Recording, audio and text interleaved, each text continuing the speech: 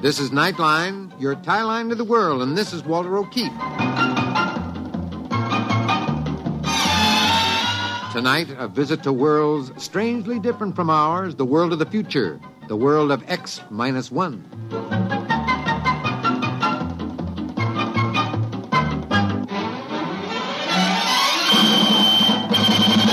Now, here is the future, X-1. Countdown for blast off. X-5, 4, 3, 2, X-1, fire.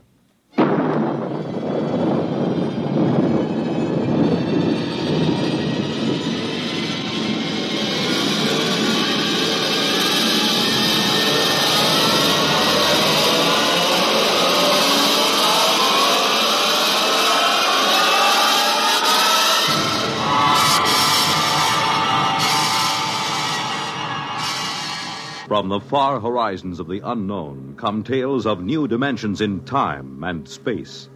These are stories of the future, adventures in which you'll live in 1,000,000, could be years, on 1,000 maybe worlds. The National Broadcasting Company, in cooperation with Galaxy Science Fiction Magazine, presents X-1.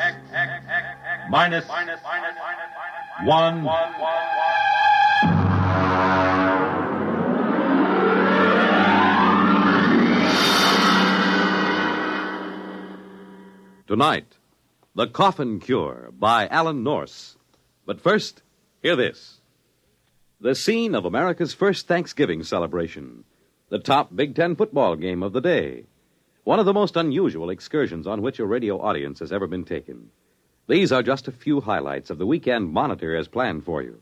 To help set the mood for the coming Thanksgiving holiday, Monitor takes you on a visit to the banks of the James River at Berkeley Plantation, Virginia. The scene of America's first Thanksgiving celebration more than 300 years ago. For sports fans, Monitor takes you to Michigan Stadium at Ann Arbor for the big Michigan-Ohio State football game. And for everybody, a most unusual listening experience as Monitor takes you behind the walls of Leavenworth Penitentiary. You'll learn of this famous prison's operation from Warden C.H. Looney. Sit down to lunch with its inmates. Learn from them how confinement behind prison walls affects a man. Learn of their opportunities for rehabilitation. There'll be celebrities, music, news, and sports. All on Monitor all weekend long, beginning Friday night over most of these NBC stations.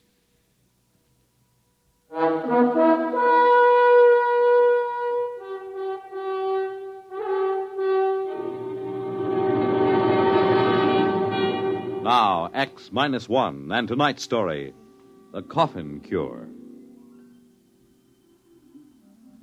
I saw the headlines on the way downtown in the morning. Common cold cured. And sure enough, there was his picture, Chauncey Patrick Coffin. The newspaper ran on deliriously. Coffin nails lid on common cold. No more coffin, states co-finder of cure. Sniffles sniped. Single shot to save sneezers. There was no doubt of it. I've always said that the man who finds the cure of the common cold would be the greatest hero in medical history. And if I could have gotten my hands on Dr. Chauncey Patrick Coffin at that moment, I would have torn him limb from limb. Almost did about a half an hour later at the laboratory. Philip, there's no sense in getting excited. It's idiocy, blind, screaming idiocy. Coffin, you're out of your mind. Can't you see what you've done? It was my idea in the first place, and Jake and I have been pounding our heads on the wall for 8 solid months, and you go sneak into publication a full year before we have any business. Now, Philip, you... Now, how about that, Jake? Did you see the morning papers? This thief not only steals our work, he splashes it all over the countryside in red ink. Now, CP, you shouldn't have done that. After all, we've hardly had an acceptable period of clinical trial. Oh, nonsense. Philip, you had the worst cold of your life when you took the vaccine. Have you had any since? No, of course not. Now, Jacob, how about you? Any sniffles? How about those 600 students from the university? Did I misread the reports on them? No, 98% cured of active symptoms within 24 hours. Well, of course, it's only been a month. Now, gentlemen, be reasonable. Think positively. There's work to be done, a great deal of work. Press conference in 20 minutes. Drug houses to consult with. Gentlemen, we've won the greatest medical triumph of all time, the conquering of the common cold. We'll go down in history.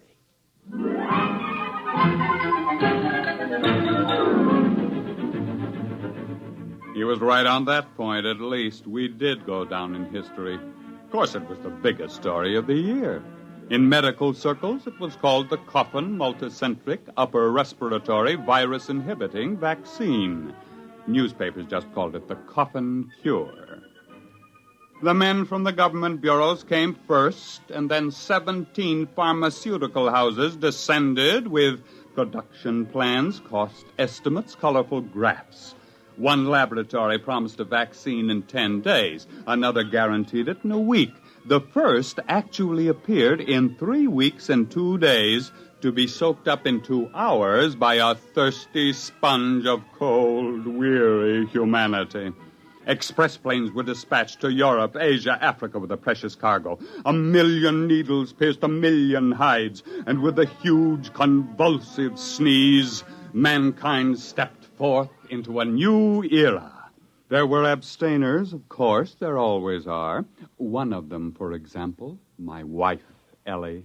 Now, Phil, you can talk all you want to. I don't want any cold shots. You've had this cold for 2 solid months now. There just isn't any sense to it. I don't want any cold shots. But why not? Just one little needle. You hardly feel it. You know I don't like needles. Oh, Ellie.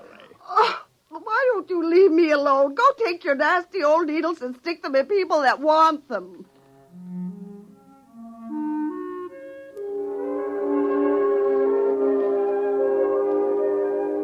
I woke up once that night and listened to a parade of sneezes from Ellie. I rolled over and frowned to myself. It was ignominious in a way. The wife of one of the cold cure discoverers was refusing the fruit of all those months of work. When I woke up in the morning, I thought I was suffocating. Hey, Ellie! Ellie! I'm choking! Ellie! What did you do? Hey, what's burning? Hey, Ellie! Somebody's burning down the house! Oh, what are you talking about? It's just the toast. I burned it. Well, it's awful. What's happened here? I'm making breakfast. But don't you smell it? Of course not. It's just bacon and eggs and toast. Oh, you mean you don't smell anything strange? I don't smell anything, period, with this cold. But, say, did you put on fresh perfume this morning? Before breakfast? Don't be ridiculous. Not even a drop? Not one drop. This must all be in my mind, or I'm imagining things, that's all. I'm working too hard. Say, wait a minute. Ellie, give me my hat. I've got to get down to the laboratory, quick.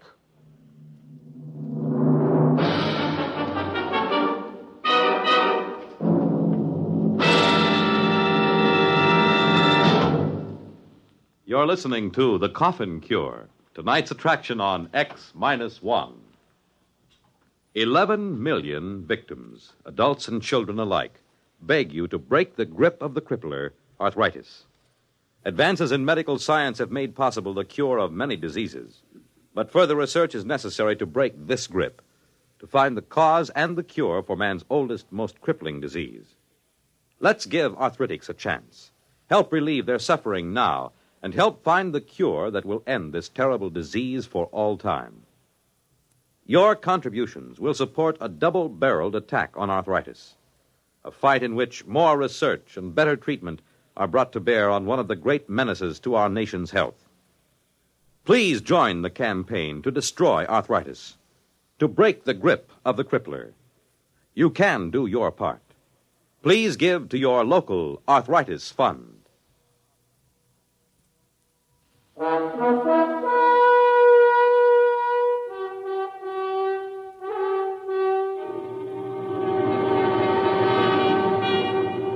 Now back to X-1 and the Coffin Cure. It grew worse all the way downtown. I fought down nausea as the smell of damp, rotting earth rose from my front yard. The neighbor's dog dashed out to meet me, exuding the great-grandfather of all dog odors. The crowded bus was a nightmare. I could tell that the bus driver had salami for supper the night before. My stomach began to roll, and I barely made it off the bus. I met Jake Miles at the laboratory. Did Coffin come in yet? Oh, he's in there. He's got the door locked. You got it, too? Yeah, Coffin! Now, don't come too close. You got it, too? When did it start for you? Right after supper last night. I thought I was going to suffocate. I got up and walked the streets all night. What a stink. I got it sometime this morning. But I don't understand. Nobody else seemed to notice anything. You forget something. We were the first 3 to take the coffin cure, remember? You and me and Jake 2 months ago. But what's happened? Those foul smells everywhere. Every odor in this town has suddenly turned foul. Magnified, you mean? I don't think the smells have changed any. Well, but what is it then? Our noses have changed, obviously. Look at our experimental dogs. They never had colds, and they practically lived by their noses. Other animals all depended on their sense of smell for survival. They don't get colds either. The multicentric virus hits primates only, and it reaches the fullest power in man alone. But I don't get it. Why should it smell this way? I haven't had a cold in ages. Of course not. That's just the point. Look, why do we have any sense of smell at all? Because we have tiny nerve endings in the mucous membranes of our noses and throats. But we've always had the virus living there. Cold or no cold, it's always been there, except now, after the coffin cure. We got rid of the virus, remember? And now, for the first time, those nerve endings in our noses are just beginning to function. You mean you think it'll get worse? And worse, and still worse. Now, we're all in this together, Phil. It was your idea in the first place. You said so yourself. You can't leave me now. You can't. You can. You better answer your phone. Hello. I'm busy, and I can't see anyone, and I can't... What? Oh. What is it? There's a line of students outside the building. They're waiting to see me. Oh, Jake, Phil, they'll hang me. You've got to help me. Send down to the freezer and get all the live cold virus we can find. Get us some inoculated monkeys and a few dozen dogs. But you've got to help me. You've got to help me. And stop sniveling. You're the big publicity man around here. You're going to handle the screaming masses, whether you like it or not. We've got to find out how to catch the common cold again if we have to die trying.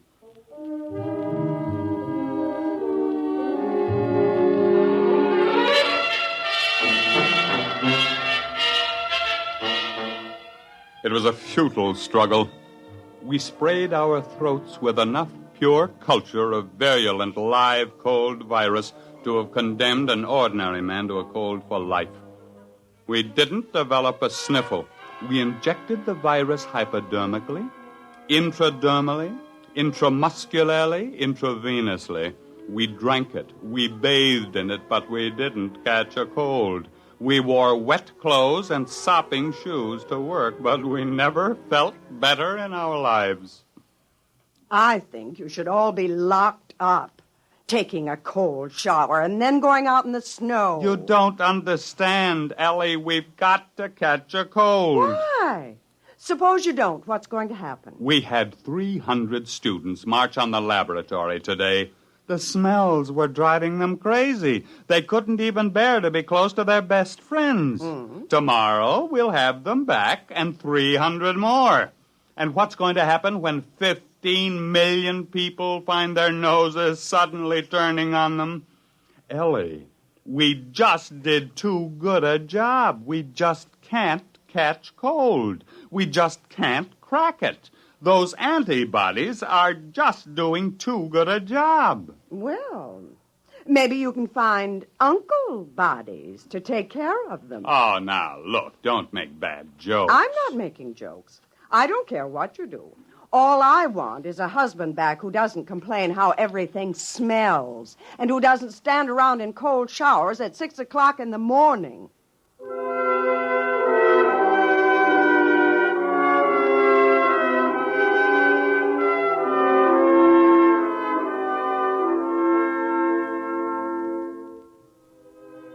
the morning, Jake, Coffin, and I had a conference in the lab. Go out there anymore. I can't see those students. I've begged for time. I've promised them everything but my upper plates. I can't face them again. I just can't. We only have a few days left. There were 15 million antivirus shots given in the past 3 months, at least. Say, if we don't come up with something, we're gonna. You know what I think? I think we've been prize idiots. We've gotten so rattled we haven't used our heads. And all the time it's been sitting there blinking at us. What are you talking about? Ellie said it this morning. Uncle bodies. Oh, he's cracked. He snapped. No, I'm dead serious. How many of those students do you think you can corral to help us? 600. They're out there in the street right now, a blood-seeking mob howling for a lynching. All right, I want them in here, and I want some monkeys. Monkeys with colds. The worse ones, the better. Say, do you have any idea what you're doing? Not in the least, except that it's never been done before, but maybe it's time we tried following our noses for a while.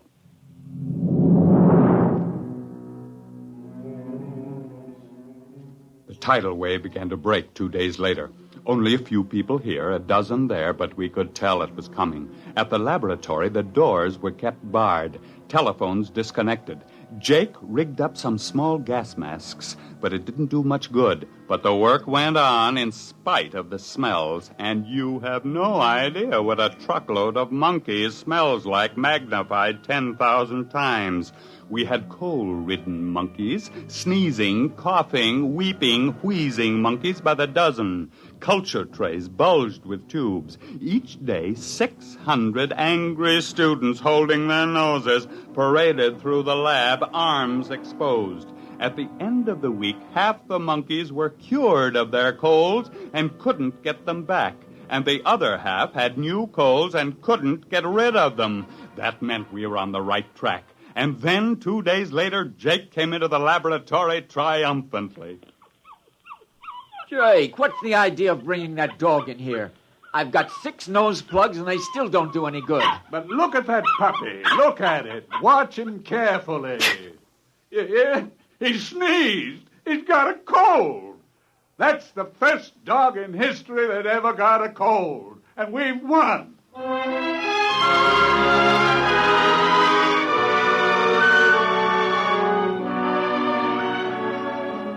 I was the first volunteer.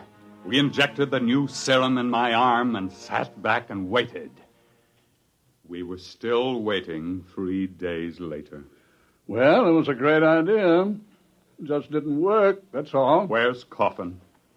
He collapsed 3 days ago. He kept having anxiety dreams about hanging. Well, I suppose we'd better just face it. Nice knowing you, Jake. Pity it had to end this way. Well, it was a great try, old man. A great try. Ah, yes. We will be remembered by an infuriated world holding its nose in vain. Nothing like going down in a blaze of... What's the matter? In a blaze of... Choo! Phil, say it again. Choo! Oh, what a moment. Phil, we've won. Choo!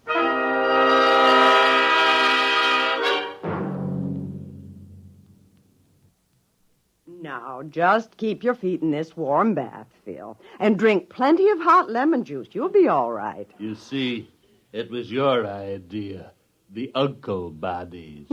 We developed an antibody against the cold virus, and then we had to develop an antibody against the antibody. Will they be able to make it fast enough? Just about fast enough for the people to get good and eager to catch cold again. There's only one little hitch. Hitch? The stuff we made does a real good job, just a little too good.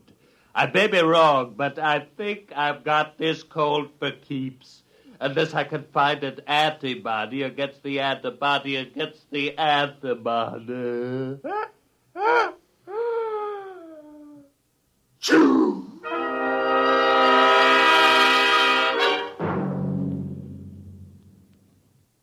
Fred Collins again, and I'll have another word about X-1 in a moment.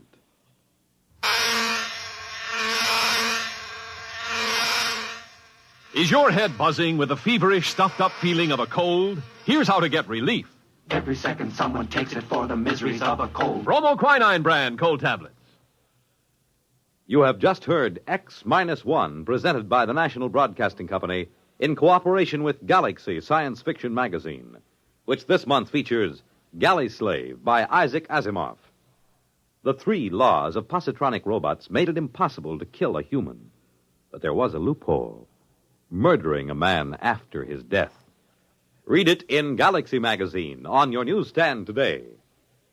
X-1 has brought you The Coffin Cure, a story written by Alan Norse and adapted for radio by Ernest Kenoy. Featured in our cast were Raymond Edward Johnson as Phil, Joseph Bell as Coffin, Harvey Hayes as Jacob, and Betty Kane as Ellie. Your announcer, Fred Collins. X-1 was an NBC Radio Network production.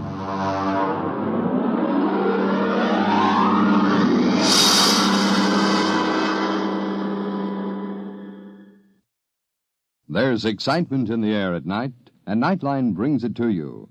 Hear Nightline with Walter O'Keefe, next on most of these NBC stations.